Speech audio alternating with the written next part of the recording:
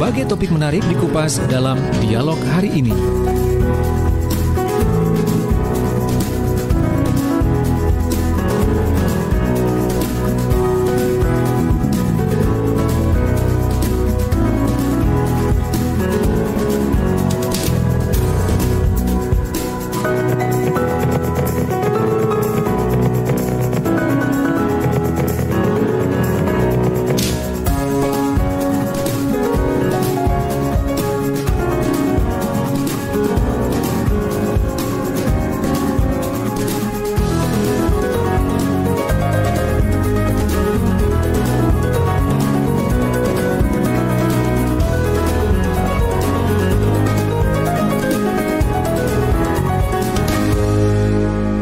Ya, Assalamualaikum warahmatullahi wabarakatuh. Selamat pagi sahabat Sidoarjo dimanapun. Kalau hari ini Sidoarjo dan sekitarnya terpantau agak mendung, memang benar, karena dari pantauan DMKI Juanda sebagian besar dari pagi sampai siang memang terpantau mendung, dan sore hari memang ada pantauan juga prediksi hujan dengan intensitas ringan sampai sedang.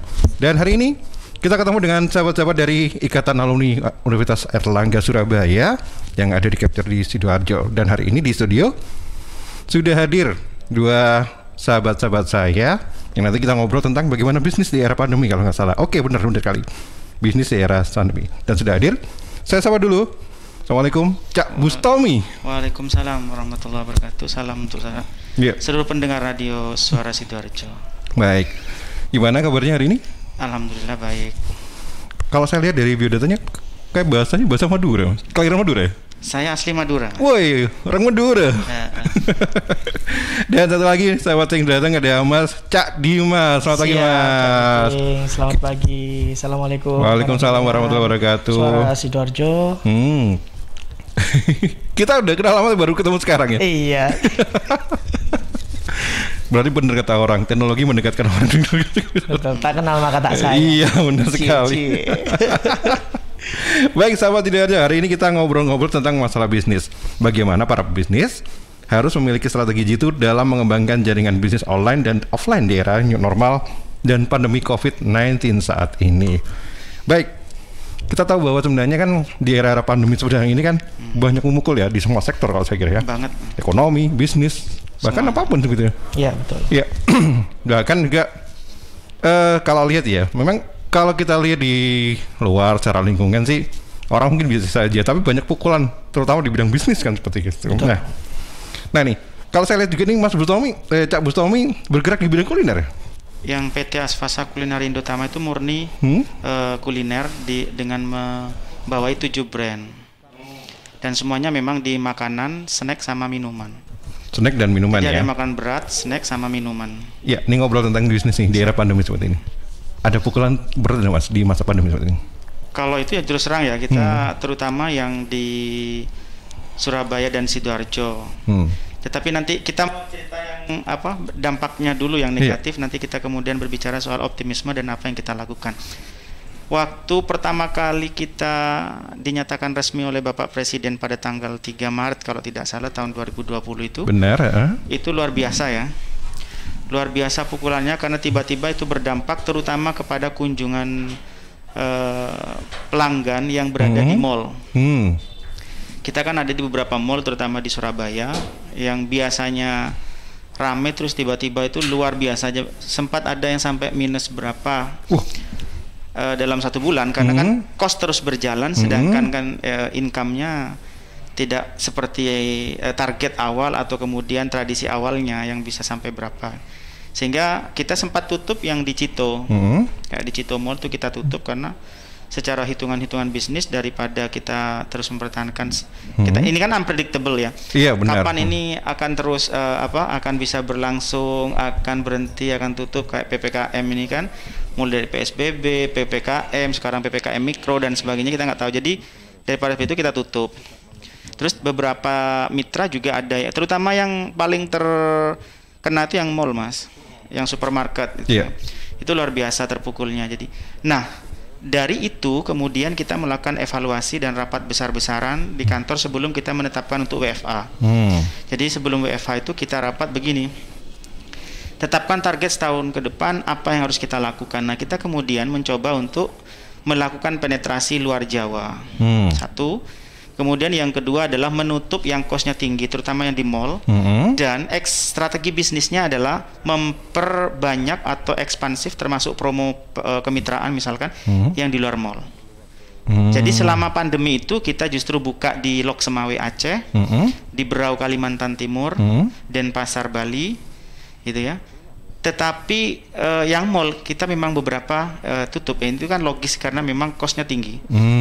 Tetapi yang tumbuh untuk yang wilayah Surabaya dan Sidoarjo seperti di Sedati dan Deltasari itu adalah yang model rombong atau booth. Jadi yang memang karena gini, banyak orang yang terkena PHK atau dirumahkan, tapi kan dia punya dana nih, tapi nggak bisa terlalu besar untuk memulai bisnis, tapi artinya bisa tetap ada income nih walaupun mereka kemudian dirumahkan atau di PHK. Maka pertumbuhan dari data divisi keuangan kita itu sama marketingnya yang tumbuh justru yang di luar mall gitu. Baik, Bu Tommy. Kalau dibilang dari cerita Caca tadi, Bang mengatakan bahwa ini harus berubah semuanya ya. Berarti secara keseluruhan ada bentuk reformat kembali dari sisi pemasaran, dari sisi pengolahan seperti itu ya? Ya jelas itu. Nah, kenapa pilihannya tadi ada dua? Kalau saya lihat dari ada dua. Yang pertama membuat buka outlet di luar Jawa ya. Jawa. Kedua, saya bilang buat lebih ke bawah. Dari segmen bener ya, melihat segmen lebih ke bawah. Jadi yang menengah ke bawah ini kan jadi gini, sektor terpenting kan memang pengunjung mall paling tidak kan menengah atau menengah ke atas. Maka di luar mall itu memang dari data riset market kita adalah ya memang kan menengah ke bawah atau yang menengah ini juga kemudian pindah, Mas, kan nggak bisa dia ke mall. Apalagi kalau aturannya ketat, tidak boleh bareng-bareng. Kadang saya misalkan sama istri nggak boleh pegangan tangan kan di mall kan. Benar. Itu. Bayangkan kita serumah atau apa, kita sekaman nggak boleh kan itu. Akhirnya kadang orang kan males. Jadi kemudian sedangkan terutama kayak pelanggannya Mas Jack itu yang jamur crispy terutama kan. Kita kan sudah ada 78 titik se-Indonesia. Itu justru masih pengen. Nah, disitulah kemudian mereka keluar non mall. Atau kita pakai strategi keduanya adalah kita optimasi di online-nya. Online-nya. Jadi pasti sekarang bisnis makanan kalau nggak pakai yang online itu, yang satunya banyak lah itu intinya. Tetapi yang penting adalah bagaimana kita promo. Tapi promonya bukan perang-perangan harga. Gitu. Jadi kan ada orang yang kemudian langsung dari seumpama harga rate-nya 10.000 langsung dia tiba-tiba 5.000 gitu. Kalau kita enggak, kita program bundling. Jadi karena kita ada beberapa brand, misalkan ada beberapa dalam satu titik, misalkan kita nih di Mas Pion kita ada Bobaku, ada Mas Jack. Jadi ada yang snack, ada yang minuman. Itu bisa kita bundling atau turun 2.000 untuk pembelian sekian gitu. Bundling dalam bentuk jadi siapa yang beli 2 kemudian turun. Model paket. Dipaketkan. Tapi jadi sehingga diskonnya nggak terlalu besar juga gitu. Jadi kita kan sebagai pebisnis pengen gini supaya bisa menggait konsumen, tapi kita juga nggak bisa kemudian terlalu turun gitu kan, karena ini juga bicara cost. Cost ini kan tetap jalan, Mas. Cost tetap jalan, tapi kita pengen gimana caranya pembelian atau omset itu paling tidak itu tidak turun tapi tetap. Nah, yang menarik kita bikin kafe. Jadi ada kita yang pindah, Mas, di depannya satu minimarket. Karena penurunannya drastis.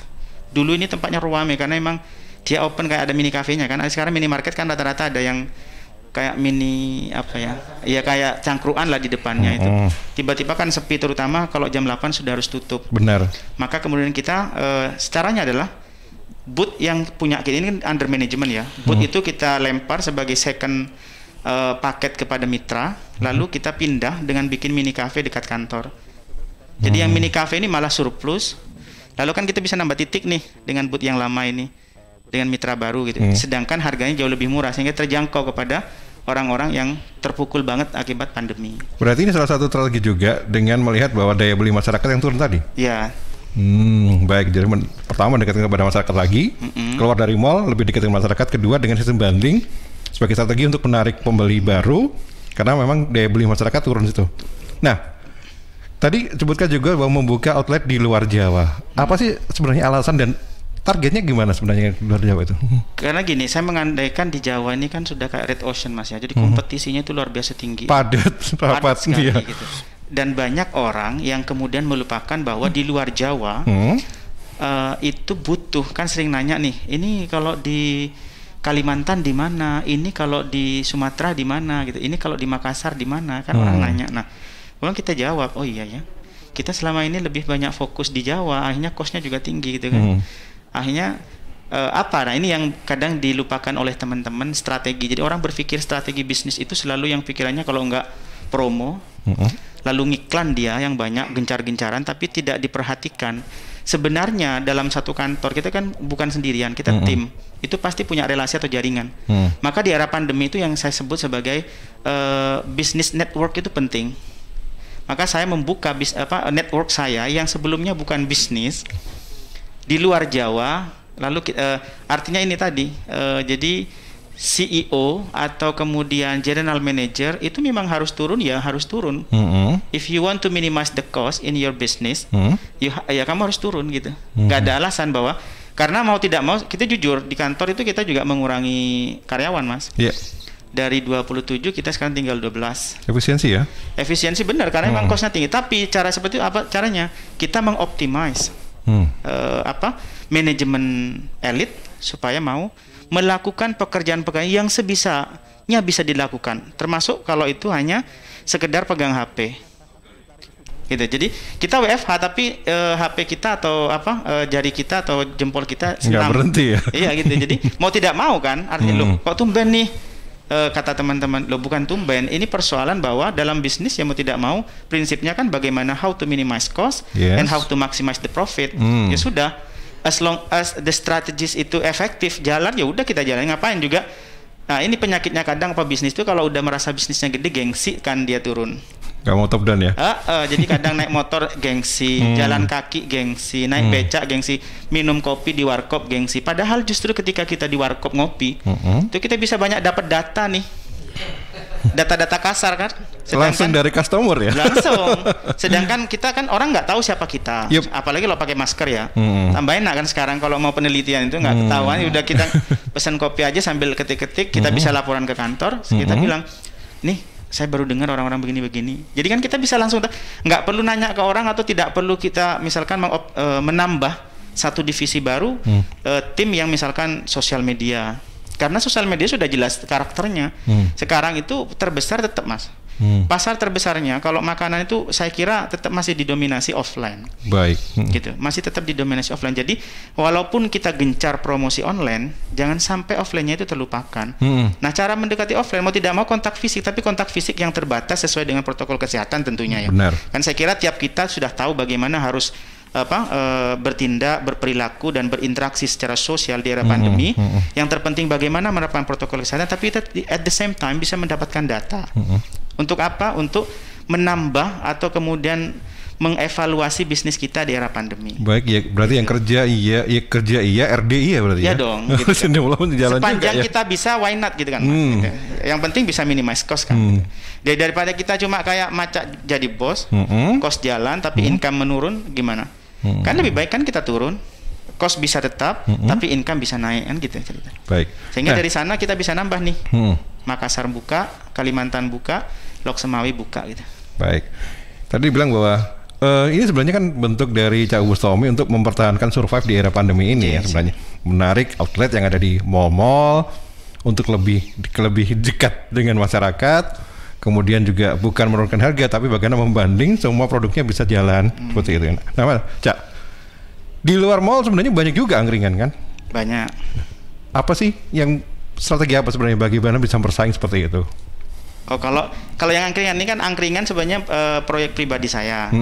Cuma kan karena saya I am a part of my company, maka angkringan itu juga menjadi display bagi produk saya.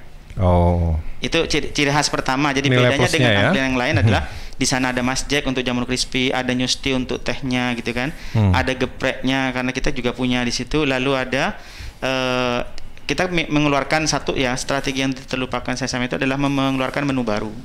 One stop stopping ya? Iya. Harus gitu, Mas. Nah, lalu ciri khas yang paling utama dari angkringan, kenapa saya sebut angkringan literasi, itu adalah kita menyediakan buku bukan wifi. Gitu. Memang segmen pasarnya bisa saja terbatas, tapi kita malah menyeleksi pasar orang-orang yang senang baca, lama dan mesennya banyak. Kalau yang kita mengedepankan orang yang pengen wifi, internetannya lama, pesannya sedikit. gitu kan. Jadi kadang cuma mesen teh, kopi. 2 jam 3 jam ya. Bisa lebih. Ada yang dari jam 2:30 itu pulang jam 8:30. Karena kebetulan waktu itu saya waktu kunjungan siang ada, ini belum pulang gitu kan. Kebetulan. Dan ternyata bayarnya cuma bayar es teh. Jadi kan lebih baik bagaimana kita menggait beberapa orang dan koleksi buku kita bedanya dengan yang lain, Mas. Kalau angkringan literasi di tempat lain bisa jadi memang dia mengedepankan penyediaan buku. Buku apa aja? Kalau kita enggak. Yang kita sediakan adalah buku-buku bertema social politics, terutama punyanya Bapak Bangsa. Kan bukunya Soekarno di bawah bendera revolusi, bukunya Natsir dengan Kapita Selectanya, lalu bukunya Om Pram dengan tetraloginya di Pulau Buru itu dan sebagainya. Jadi kadang ada nih, saya pernah malah satu ketika kunjungan ada seorang driver ojol, malah dia tertarik untuk baca-baca, Pak ini bisa dipinjam, oh enggak bisa Pak ini koleksi khusus, iya bukunya di sini bagus-bagus. Ini loh, kadang kita bisa ngelihat bahwa ternyata seorang driver ojol juga punya minat literasi. Iya benar, bagus itu kan juga. Data ya, bagi saya bagus, itu bagi saya data. Tinggal bagaimana kita menemukan pengulangan data ini, sehingga kalau memang ini adalah fenomena umum di luar dugaan kita bisa nih meng-create bisnis baru untuk menyasar pasar-pasar tertentu, walaupun jumlahnya sedikit tapi pembeliannya tinggi, Mas. Berarti dengan formasi tadi yang saya bilang bahwa segmented tadi ya? Ya, segmented market. Gitu. Baik. Jadi nggak pernah wifi, Mas. Ada yang nanya, misalkan ini ada wifi-nya, adanya ini buku gitu. Gitu. Tapi memang ada. Jadi yang berkunjung terutama anak-anak kampus yang di Surabaya kan dia ya jelas mau pulang kemana kan tetap di Surabaya gitu kan. Atau yang di Sidoarjo. Jadi dia datang berulang itu hanya karena untuk baca buku karena nggak boleh dipinjam. Baik. Sedangkan mereka kan butuh nih buku ini. Buku-buku yang kadang ini adanya di museum, adanya di kolektor gitu, atau di mana. Jadi akhirnya ada temuan menarik bahwa kita secara tidak langsung ternyata kita menemukan segmented market tadi. Berarti benar-benar yang interest dengan kolektor item tadi ya. Iya, dan untuk sekelas angkringan satu orang bayar 115.000 misalkan, itu masuk akal nggak gitu kan? Iya. Karena worth it dengan buku tadi ya. Itu tadi. Jadi sedangkan di sana kan ada brand-brand kita yang kita taruh. Oke. Gitu. Ada brand-brand kita dan menunya untuk angkringan kita nggak sembarangan, Mas. Jadi menu angkringan kita ada, tapi kita ada dimsum. Ya, betul. Ada chicken fillet. Oh, kalau saya bilang berarti menunya menyesuaikan dengan segmen tadi. Dengan segmen tadi tapi tempatnya itu kayak ini menyesuaikan dengan lokasi. Karena lokasinya di depan pasar dan di areal padat penduduk. Jadi secara bentuk orang mau masuk juga pengen gitu. Tapi secara tempat ketika orang datang, oh ini gue banget nih gitu. Pada segmented market tadi. Karena ternyata yang datang misalkan kayak ini era pandemi nih. Kita kan menyediakan wedang uwu asli Jogja dari Imogiri langsung. Benar. Itu justru yang banyak dipesan baik offline maupun online. Padahal kita nggak promo. Karena ini kan imun tadi. Kita nggak pernah kampanye, Mas, bahwa minuman ini untuk COVID-19. Satu, kita nggak mau menyebar hoax. Oke, benar. Tapi wedang uwu itu bermanfaat dan diakui itu untuk meningkatkan imunitas. Salah satu faktor penting bagi kita di dalam berperang melawan pandemi COVID-19. Benar. Jadi yang terpenting pebisnis itu kan begini, jangan terlalu over di dalam promosi sesuatu sehingga dia menjadi mengarah kepada hoax. Ini kan yang harus kita hati-hati. Kan banyak nih jualan kita belum berlabel BPOM, belum tapi sudah mengklaim bahwa ini melawan COVID-19, sedangkan vaksin juga masih ongoing proses, obatnya juga masih ongoing proses. Para ahli, nah kebetulan karena istri saya adalah seorang epidemiolog, jadi saya konsultasinya juga konsultasi malam kan bahasanya kan, sebelum tidur itu paling efektif. Jadi kita ngobrol tuh. Enak gitu. Ngobrol nggak kena red tuh. Iya gitu ya. Jadi alhamdulillahnya saya bersyukur kepada Allah SWT bahwa saya punya istri seorang epidemiolog dan ahli vaksin ahli virus itu. Benar. Sehingga saya satu-satunya tempat yang tidak menyediakan tempat cuci tangan, Mas, tapi menyediakan hand sanitizer, dan itu lengkap di situ. Jadi kita sudah nyetok banyak dari awal ya, waktu memang harganya masih mahal dulu, tetapi kan kita bisa nyetok sehingga aman. Sehingga kalau ada petugas Satgas Covid ketika datang, kita sudah satu pegawai itu harus pakai masker gitu kan. Yang kedua hand sanitizer tiap meja. Tetapi kan kita di belakang tetap ada wastafel. Jadi bagi siapa yang tidak terbiasa memakai hand sanitizer bisa ke belakang dan kita siapkan sabun cair. Jadi semuanya lengkap, tapi kita nggak di depan, karena kalau di depan dalam pandangan saya, satu dia mengurangi lahan parkir, dua dia nambah kos. Terus yang ketiga, kadang saya melihat tempat cuci tangan, tempat-tempat itu hanya sekedar formalitas, sehingga kayak banyak lumutnya tuh loh Mas. Jadi tempat putih tidak bersih ya. Malah kita pengennya sehat kok malah kayak kena bakteri, kena ini gitu kan. Kata istri saya, kamu di tas harus selalu ada hand sanitizer satu, yang kedua di tempat itu harus ada semua. Baik. Nah, tentunya itu butuh suatu effort tersendiri ya untuk membangun trust dari pelanggan, kemudian pasti, juga strateginya. Nah, tapi jangan jauh dulu. Nanti kita ngobrol lagi. Kita juga ngobrol dengan Cak Dimas. Testimoni juga yang sudah merasakan di sana. Baik, sahabat Sidoarjo, saya masih ngobrol dengan Cak Bustomi. Ini pengusaha kuliner yang survive di era pandemi. Kemudian Cak Dimas juga. Saya bilang ini food reviewer aja ya. Iya. Saya kembali setelah yang beberapa mau lewat berikut ini. Tisu, masker, hand sanitizer, apalagi ya? Situ mau kerja atau mau camping sih? Kayak mau naik gunung aja. Hello, selama ini kemana aja? Ini yang perlu disiapin buat adaptasi kebiasaan baru alias new normal. Sekarang ini kita kudu dan harus terbiasa dengan kebiasaan hidup sehat, bersih, sesuai protokol kesehatan. Saat ini kita dalam perubahan pola hidup dalam situasi pandemi COVID-19. Jadi kita perlu melaksanakan adaptasi kebiasaan baru atau protokol kesehatan dalam kegiatan sehari-hari. Jangan lupa pakai masker, tetap jaga jarak, sering cuci tangan pakai sabun dengan air mengalir. Sediakan hand sanitizer kemana-mana. Kalau flu, di rumah saja. Nggak perlu bersalaman, say hello saja. Kalau nyampe di rumah, langsung mandi. Gunakan uang elektronik. Kalau naik kendaraan umum, jaga jarak. Balita atau lansia, di rumah saja. Ayo menuju new normal dengan melaksanakan protokol kesehatan dan menerapkan adaptasi kebiasaan baru. Hei, udah jam berapa nih? Kebiasaan telat juga masuk new normal ya? Ada yang kurang satu, uang sakunya belum. Iklan layanan masyarakat ini persembahan Dinas Kesehatan Kabupaten Sidoarjo. Assalamualaikum warahmatullahi wabarakatuh. Saya Ismono Adi Jatmiko, GM Telkom Sidoarjo. Atas nama keluarga besar Telkom Sidoarjo, kami mengucapkan selamat hari jadi Kabupaten Sidoarjo ke-162. Semoga program-program inovatif yang telah dicanangkan pemerintah Sidoarjo dapat berjalan lancar dan memberikan kemajuan sehingga terwujud Sidoarjo yang berdaya saing unggul dan sejahtera sesuai dengan tema HUT tahun ini. Amin ya Rabbal Alamin. Wassalamualaikum warahmatullahi wabarakatuh. Guys, sejak pandemi yang melanda Indonesia tahun lalu, sekarang semua kegiatan jadi serba online nih. Mulai dari meeting kantor, bisnis, presentasi ke klien, pembelajaran dan kuliah, sampai belanja keperluan sehari-hari. Apapun deh. Tapi kamu nggak perlu khawatir. Ada IndiHome yang bisa melengkapi kebutuhan layanan internet di rumah kamu. Paket yang memberikan layanan internet, TV interaktif, dan telepon rumah.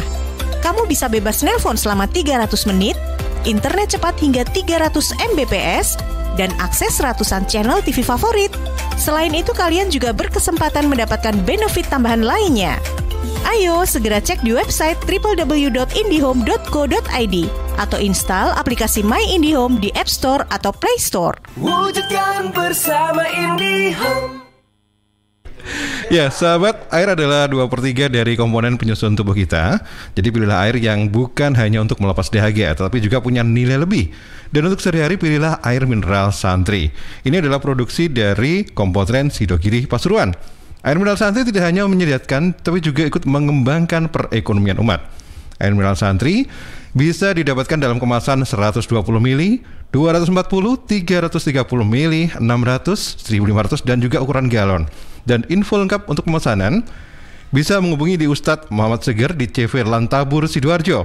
Telepon di 08 213404 0289. Sekali lagi di 0821 3404 0289. Distributor air mineral Santri di wilayah Sidoarjo di Jalan Raya Jalan Sawo RT 3 RW 1 Plumbungan Sukodono Sidoarjo.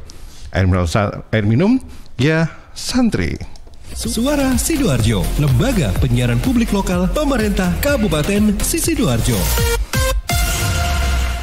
Rokok opo gitu, kok putihan? Ya rokok kok, ya murah, ya akeh. Rokok ilegal ki. Masa rokok ilegal iki? Joki. Lah awakmu kok roh nek iki rokok ilegal? Rokok ilegal iki gak nek pita cukene. Samen paling roe bandro kuwi lho. Rokoke kudu enek merek karo nama perusahaane sing terdaftar ndek bea cukai.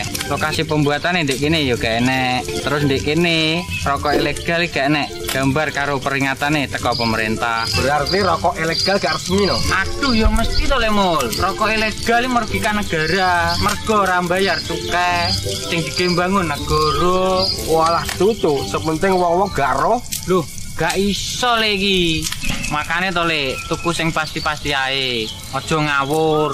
Laporkan peredaran rokok ilegal ke kantor Bea Cukai terdekat atau hubungi nomor 1.500 225 1.500 225. Iklan layanan masyarakat ini dipersembahkan Bea Cukai Sidoarjo. Ayo, ngewangi Bea Cukai, berantas rokok ilegal. Bea Cukai Sidoarjo, fokus mengawasi, tulus melayani. Solusi terbaik untuk rumah kos di Sidoarjo, Graha Sakinah Syariah. Graha Sakinah Syariah. Hunian kos premium dengan harga terjangkau dan terbuka untuk semua kalangan. Harga mulai 1 jutaan per bulan. Lokasi di tengah kota berkonsep syariah, fasilitas lengkap, aman dan nyaman. Parkir luas, dapur bersama, jemuran, akses 24 jam dan dilengkapi dengan jasa laundry. Graha Sakinah Syariah. Graha Sakinah Syariah. Juga menyediakan kos harian mulai 150.000 per hari. Tetapi untuk pasangan belum menikah, lokasi terbaik Graha Sakinah Syariah bisa jadi pilihan terbaik untuk hunian kos Anda. 3 unit di Kelurahan Magersari, Kecamatan Sidoarjo, dan 1 unit di Perumahan Pondok Jati, Desa Pagerwojo, Buduran, Sidoarjo. Khusus di Perumahan Pondok Jati dilengkapi dengan resto. Booking sekarang juga dan pastikan hunian kos syariah aman dan nyaman jadi pilihan. Hubungi Abah Bandi di 081 230 55052 081 230 55052. Peraturan Gubernur Nomor 53 Tahun 2020 tentang penerapan protokol kesehatan dalam pencegahan dan pengendalian COVID-19 mulai berlaku efektif. Berisi tentang pengendalian aktivitas masyarakat untuk mencegah penyebaran COVID-19. Ini berlaku untuk setiap orang, setiap pelaku usaha, sampai pengelola, penyelenggara, dan penanggung jawab tempat dan fasilitas umum. Menurut Beni Sampirwanto, Kepala Dinas Kominfo Jawa Timur, implementasinya pada pembatasan kegiatan masyarakat di tempat publik, pembatasan jam kegiatan masyarakat termasuk kegiatan usaha, penutupan ruas jalan, sampai isolasi skala RT, RW, dusun, sampai desa atau kelurahan. Sanksi juga disiapkan untuk para pelanggar, mulai dari teguran lisan, menyita KTP, kerja sosial, sampai denda. Bahkan untuk pelaku usaha, jika tetap bandel, terancam pencabutan izin usaha. Apabila sebuah usaha tetap bandel, maka pada tindakan berikutnya Satpol PP bisa melakukan penalti 2 kali dari yang pertama tadi. Mikro menjadi 1 juta, kecil menjadi 2 juta, menengah menjadi 10 juta, dan usaha besar menjadi 50 juta. Apabila pelaku usaha tadi masih bandel, maka Satpol PP akan merekomendasikan kepada pejabat berwenang untuk mencabut izin usahanya. Pemerintah Provinsi Jawa Timur berharap masyarakat patuh pada protokol kesehatan supaya penyebaran COVID-19 bisa terkendali. Caranya, lakukan 3M sehari-hari, memakai masker, mencuci tangan pakai sabun dengan air mengalir sesering mungkin, dan menjaga jarak minimal 1 meter.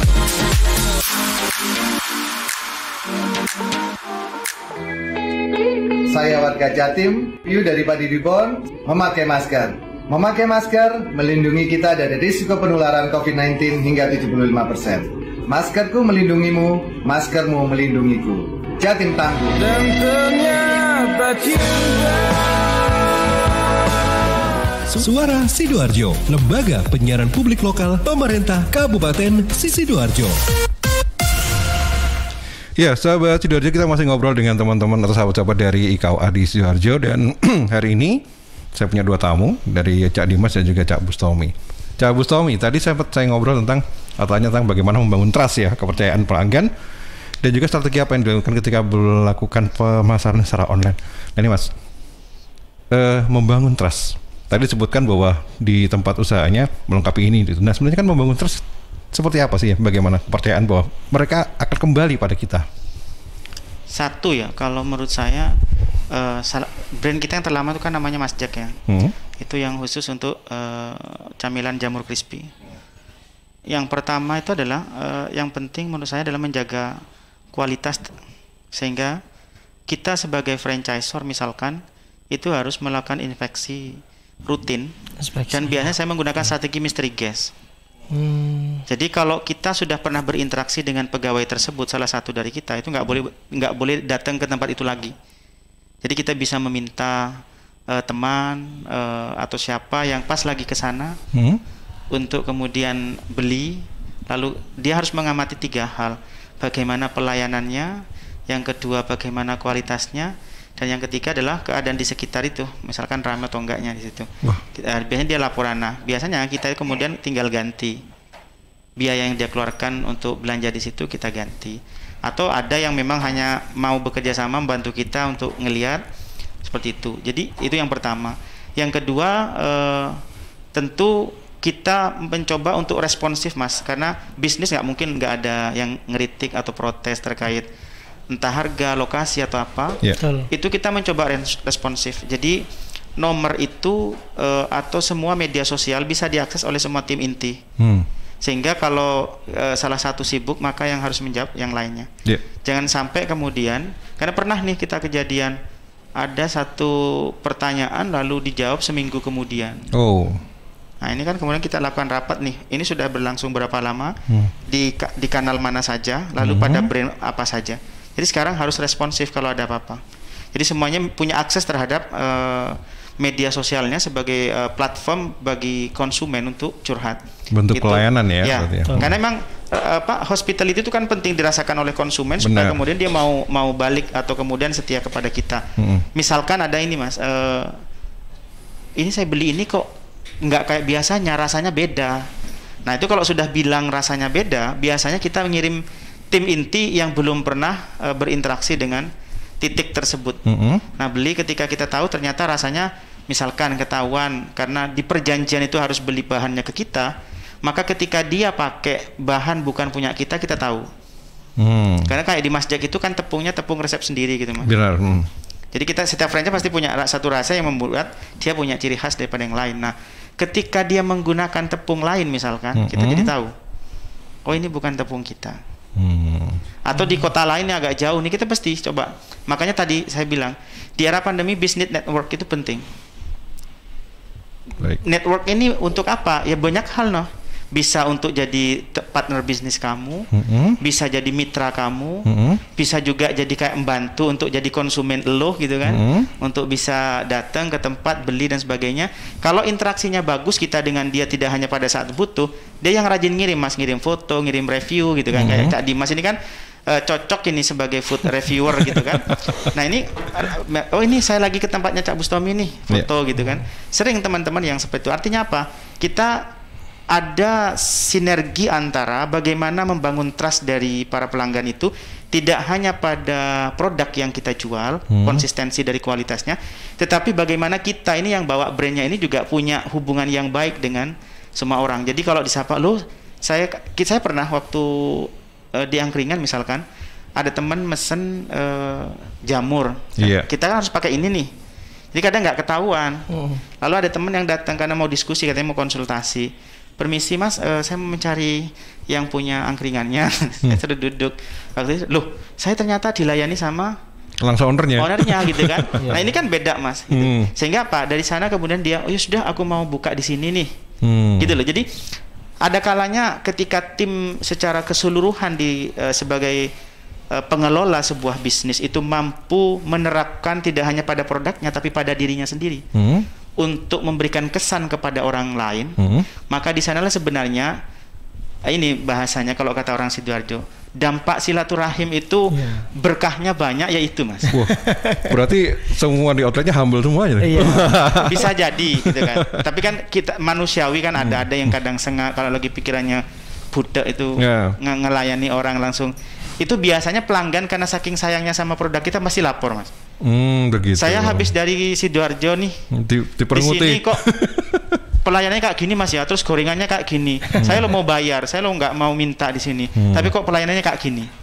Ini langsung kita kalau itu mitra kita telepon, kita screenshot yang nantinya, atau kalau telepon kita rekam kita berikan. Itu biasanya kalau dari kita biasanya kita ganti. Baik.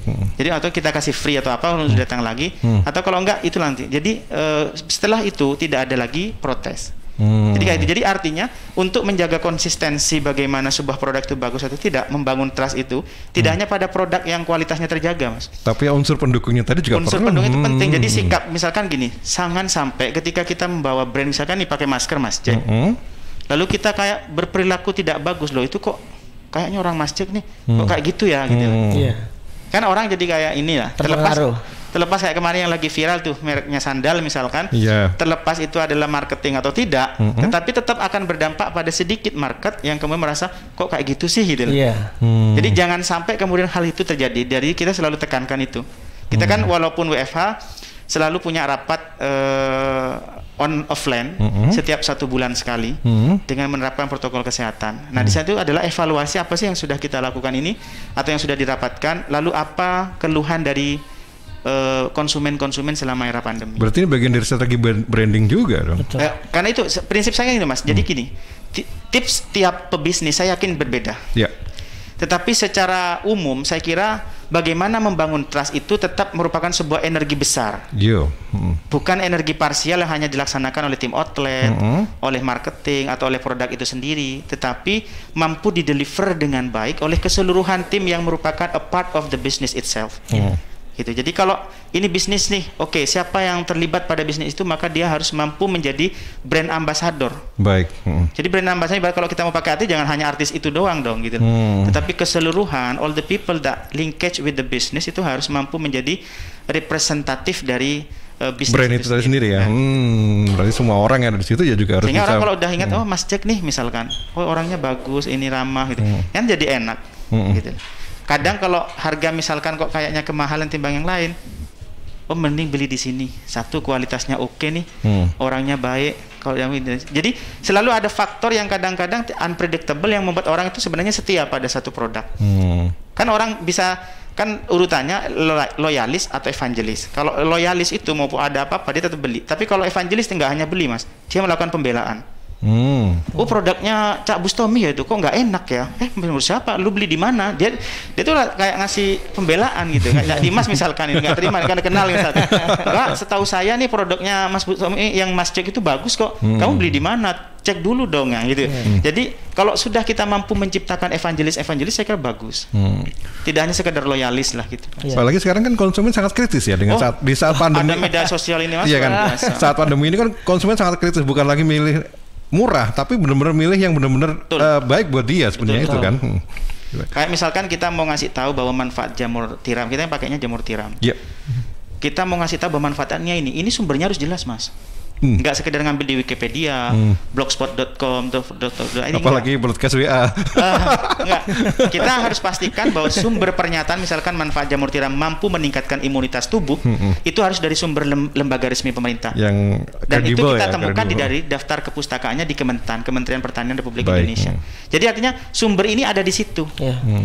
Nah, orang yang protes ini di mana sumbernya? Ada tuh di bawah. Kalau orang nggak terima bisa kita cek nanti bareng-bareng. Yang pertama, tapi yang kedua saya selalu konsultasi juga sama istri nih.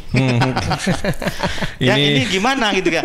Karena kita kan juga ini Mas, kita kan bukan orang medis ya, bukan orang kesehatan atau bukan orang yang expert di dalam hal yang berkaitan dengan misalkan seperti sekarang pandemi.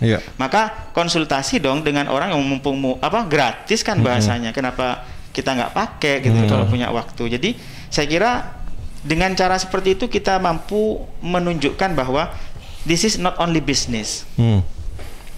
Ini tentang Anda dan saya, bahwa kita ini ingin dekat dengan Anda tidak hanya sekedar melalui produk, tapi bahwa benar-benar apa yang kita pasarkan, apa yang kita promokan itu adalah kita, bukan hanya produk kita. Baik. Ya. Nah, nih Cak Bustomi tadi ada semacam pergeseran dari meluaskan ya. Saya bilang meluaskan bukan bergeser ya. Artinya menambah dengan sisi online-nya tadi seperti itu. Kalau dilihat dari awal yang offline ke online itu sebenarnya ada perbedaan sih nggak sih kerjaan persentasenya untuk pemasarannya sebenarnya? Kalau online sebenarnya kalau di kita Mas ya, online itu ya sekedar satu ya ngiklan atau hampir semua titik harus ada di order online-nya, bisa order online. Terus yang ketiga kita sebenarnya kalau di kita, saya nggak tahu kalau di tempat yang lain karena tiap produk itu punya karakter yang tidak memungkinkan Mas, harus selalu di-up dengan online marketing.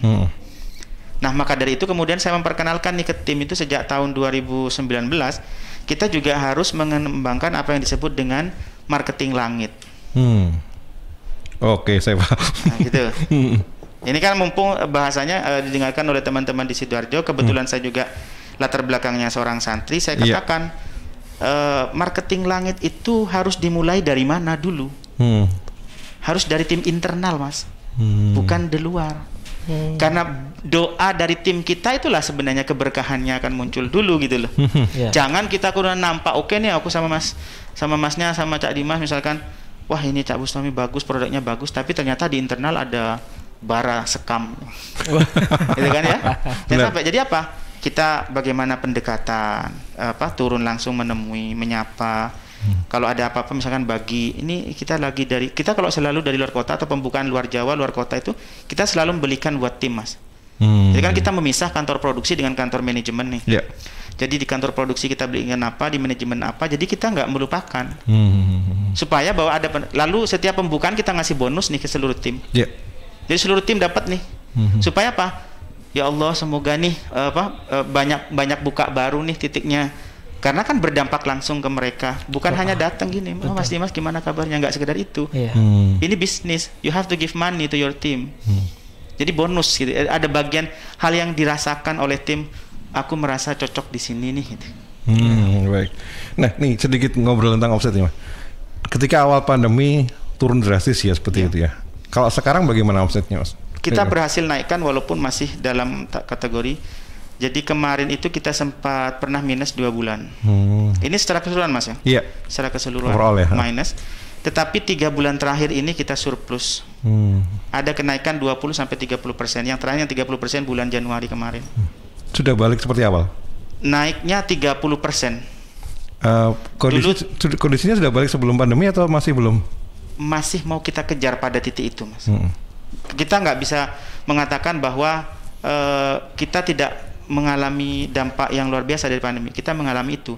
Tetapi pebisnis itu kan bukan hanya sekedar ini ada pandemi terus lu ngeluh, terus lu berharap pemerintah ini. Kita bagaimana membantu pemerintah itu kan dengan bagaimana kita bangkit sebenarnya. Kalau cuma ngeluh nunggu apa namanya itu? Stimulus dan sebagainya gitu kan. Kalau kita nunggu stimulus, kenapa kita nggak merangsang bisnis kita sendiri gitu? Betul. Nah, maka itu yang kita lakukan. Jadi gini, saya katakan kita kritis pada pemerintah boleh, tapi bagaimana dalam bisnis ini terus tetap bisa survive, karena di saat yang bersamaan kita membantu ekonomi ini supaya tidak makin. Indonesia luar biasa loh, Mas. Indonesia ini luar biasa, minusnya tidak seperti negara-negara lain. Karena apa? UMKM-nya masih tumbuh, bertahan. Betul. UMKM-nya mau, kenapa? Karena banyak pelaku UMKM mau survive. Iya, betul. Kenapa mau survive? Karena mereka tidak memilih mengeluh. Betul. Mereka lebih memilih untuk berpeluh. Melakukan inovasi-inovasi tadi ya. Dengan kreativitas mereka, inovasi mereka. Jadi kata offline online itu kan kayaknya terlalu wah gitu kan. Kalau bagi pelaku UMKM, gimana caranya minimal omset kita masih sama, jangan sampai mulai turun. Kalau bisa di era pandemi itu naik. Maka yang bisa kita buktikan di PT Asfasa Kuliner Utama itu adalah satu, di era pandemi kita justru tumbuh dari angka 69 titik menjadi 78. Yang kedua, ekspansi bisnis namanya Bobaku itu lahir di bulan Januari 2020. Kita ada di 6 titik di 4 kota. Gitu. Lalu kita melahirkan menu baru di masjid namanya chicken fillet. Tetapi kita juga bekerja sama dengan seorang chef. Ada kita munculkan brand namanya Chicken Dedoki. Kalau di Sidoarjo ada di Bligo. Terus ada di Purwomartani. Jadi langsung ke Jogja nih, Mas, di 2 titik. Luar biasa. Ya kan? Di Surabaya. Jadi kalau kita ngeluh terus tapi tidak mau berpeluh, ya bisnis kita nggak akan tumbuh. Berarti kuncinya adalah bagaimana kejelian membaca kondisi yang ada. Mengantisipasi kebiasaan yang sudah berubah. Dan tadi itu, Mas, kalau mau terjun ke masyarakat, kita dapat datanya itu luar biasa kok. Ini buat business owner ya. Bukan buat tim yang memang kerjaannya harus ke lapangan. Karena saya apa yang saya suka dari Pak Jokowi itu, misalkan Pak Jokowi itu mau turun, Mas. Saya kata ambil aja sisi baik dari beliau itu loh. Mau terjun dari sana, beliau itu dapat langsung sebenarnya. Karena apa? Kita bisa mampu memotong nih yang kira-kira tim kita sebenarnya jalan tangga. Daripada kita marahin mereka terus, kita sekalian terjun nih. Nanti mau tidak mau tim ini akan bergerak karena we are the business owner. Gitu loh. Kita menjadi kayak membawa vibes positif supaya mereka mau bergerak bersama. Tapi kalau kita cuma nyuruh tok, ya gak bakalan, Mas. Kan gitu kan? Iya. Right. Makanya saya bilang ke teman-teman terutama yang muslim misalkan, Allah itu firman-Nya ud'u, ngajak, berseru, itu gak ngongkon. Maksudnya bareng-bareng jalan gitu loh. Jadi ayo bisnis ini mau maju, ya maju bareng, bukan bisnis tolong majukan terus aku tengok-tengok sebagai yang punya bisnis. Nggak kayak gitu. Sebab ketika energinya jalan, saya yakin itu akan berdampak pada produk dan berdampak pada mitra dan berdampak pada pelanggan. Baik, berarti kuncinya adalah riset and development berasal dari bawah, benar-benar dari konsumen ya. Dan business owner jangan pernah gengsi deh untuk turun langsung ya. Apalagi di era pandemi ya, itu bisa minimize cost beneran. Bukan hanya sekedar nunjuk pemerintah. Terus terima laporan evaluasi tiap bulan gitu kan. Takutnya ABS kan. Loh, kita nggak pernah tahu kan, Mas, karena manusiawi ya. Tim itu mau mengatakan sempurna karena itu bisnis kita puji, enggak lah. Manusiawi. Ada tim yang begini yang begitu, tetapi pebisnis yang terbaik itu menjadi seorang problem solver, bukan problem maker. Cuma tambahi dengan mek ngongkon arek-arek, nyeneni arek-arek, gak tahu mau kei bonus, gak tahu mau kunjungi, gak tahu mau ajak kerja makan bareng, jalan bareng. Ini kan kemarin tim habis ini nih kita bawa ke Cimory, gitu kan. Satu itu mendukung pemerintah, yang kedua di Cimory itu kan protokol kesehatannya bagus ya gitu. Jadi kita milih tempat satu yang open yang di luar ruangan ya, outdoor ya, yang outdoor. Yang kedua pasti dia harus menerapkan protokol kesehatan. Jadi kita di saat bersama tetap karena mau tidak mau di era pandemi ini stresnya luar biasa. Benar. Di rumah aja walaupun WFH itu saya sumpek. Tanya nih sama Dimas yang kuliah online, mesti kuliah online kan dia. Sumpek, Mas. Gitu loh. Yang biasanya rame lalu sepi itu sumpek. Nah ini yang harus kita pahami juga sebagai pebisnis. Wong lek sumpek kayak gini tuh enaknya gimana? Nah disitulah sebenarnya strategi marketing online-nya bisa jalan. Baik. Baik, di akhir ngobrol kita, saya ke Cak Dimas dulu. Siap. Sebagai seorang food viewer, sudah merasakan? Sudah. Gimana, Cak? Jadi hal-hal yang tadi disampaikan oleh Cak Bustomi itu pernah kejadian sama saya. Jadi saya pernah beli di Cito. Itu jujur rasanya memang enak. Rasanya enak. Saya suka dan menjadi langganan lah itu di sana. Tapi ketika di salah satu mall, saya tidak perlu sebut namanya, itu ada bumbu yang sedikit berubah gitu loh. Dan saya hafal rasanya. Beda gitu ya. Iya betul. Dan langsung saya ngomong loh, Cak Bustomi ini kok rasanya kayak gini. Langsung saya ngomong memang. Dan apa yang disampaikan ini saya bukan sebagai teman, bukan sebagai apa, enggak. Ya saya ya betul, sebagai konsumen saya review memang. Dan saya memang tipikal orang yang belak-belakan. Kalau ada perubahan rasa saya bilang, ternyata rasanya seperti ini enak. Bahkan bobaku juga saya pernah cicip ya, itu rasanya juga enak, jujur enak sekali. Tidak kalah dengan boba-boba yang istilahnya brand mereknya dari luar negeri yang di mall-mall mall-mall yang elit gitu kan. Ternyata ada juga salah satu brand produknya Cak Bustomi lokal itu rasanya enggak kalah memang, dan memang enak. Saya mengaku itu enak. Kalau saya bilang enak pasti enak, kalau enggak saya langsung komplain gitu loh.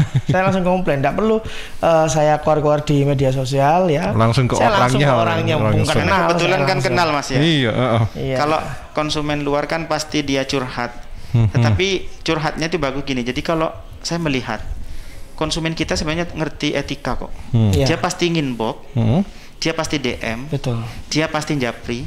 Kalau tidak dijawab dengan baik atau respon kata-katanya kurang enak, itu baru mereka keluar jadi postingan, jadi caption, jadi tweet. Betul. Jangan sampai di TikTok ya, itu bahaya.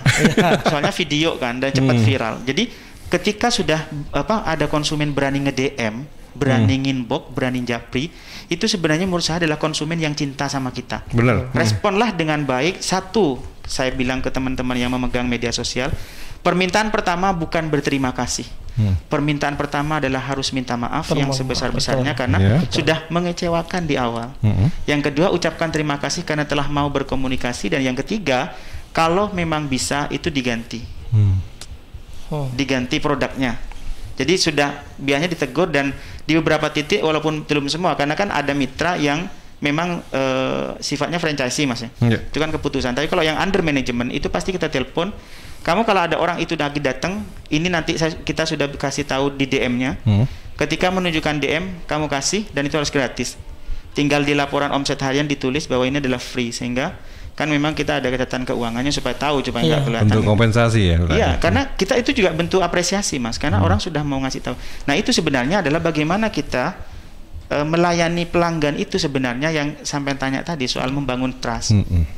Mengetrust itu. Jadi integritas sebuah bisnis itu saya kira lebih kepada bagaimana bisa interaktif, komunikatif, baru kemudian apresiatif. Karena orang kadang tidak mengharapkan apresiasi dulu, mas.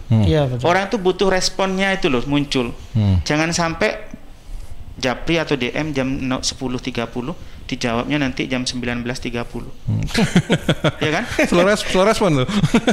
Bukan nggak balik mas. Tapi kalau langsung dijawab apa yang diucapkan oleh mereka rata-rata setelah saya cek misalkan di rapat evaluasi itu, terima kasih sudah direspon, nggak perlu, saya nggak butuh, tapi ini sudah dijawab saja.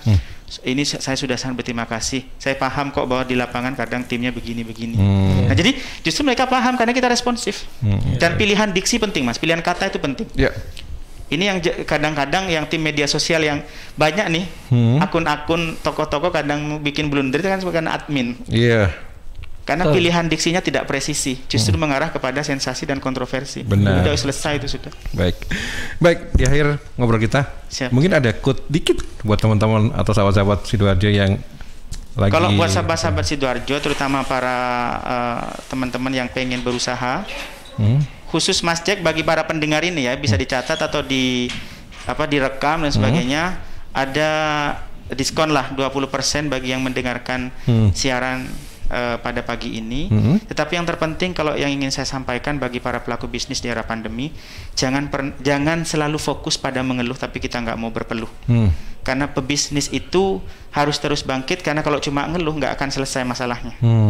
Itu saya kira, karena cara kita untuk terus tumbuh tidak dengan mengeluh, tapi kita harus benar-benar keluar peluh kita, mau tidak mau. Dan yang terpenting bagi business owner, ketika di era pandemi lu pengen minimize cost, jangan pernah malu atau gengsi untuk turun langsung. Baik. Saya kira itu. Terima kasih.